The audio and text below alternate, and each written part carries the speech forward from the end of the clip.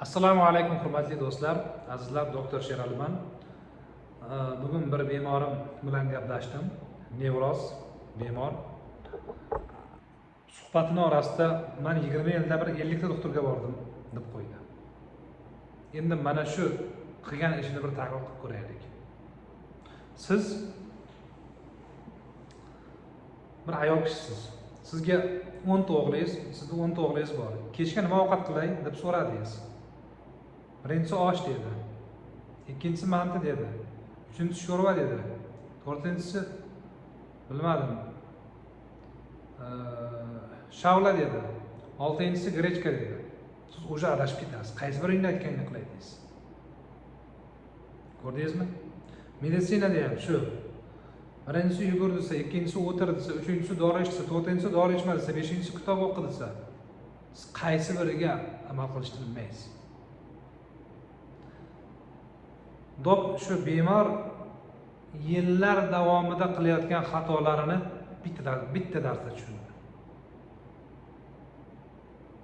Va mana shu tushungani tuzalishi uchun jadal qadamlardan biri bo'ladi. Bu bemor oldimga keldi, undan keyin Rossiyaga ketdi. Bugun misol keyingi darsga o'tdik. Bu bemorda asosiy shikoyat shu, ko'chaga tuzuk bir bemor chiqa olmaydi va undan keyin yana koksartroz kasalligi bor. Siqilish shu koksartrozga ham ziyon bersa beradiki, foyda bermaydi. Bu inson asabini to'g'rilamasdan turib, asab tarafdan tuzalmasdan turib, oyog'iga ham tuzuk foyda qila olmaydi. Oyog'i ham yaxshi bo'lishi uchun u eng avvalo mana bu yerni yaxshi ishlashini sababini qilish kerak. Shunda o'zgarish bo'ladi.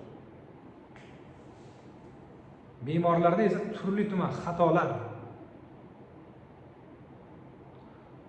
dardni dasturxon qilish, borini izlash, doktorlarni unizdan bunizga almashtirish va boshqa xatolar mavjud.